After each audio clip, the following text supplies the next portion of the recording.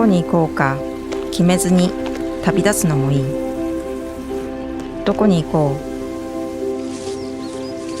うと立ち止まりながらの旅でもいい。でもとにかく歩き続けてみよう。たださまよっているだけ。迷ったわけではない。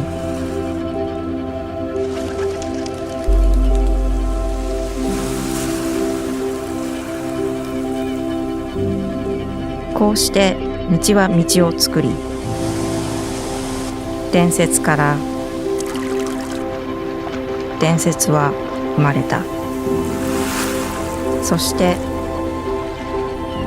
新しい場所にたどり着いたとき、あなたが何を探していたのか気づくのです。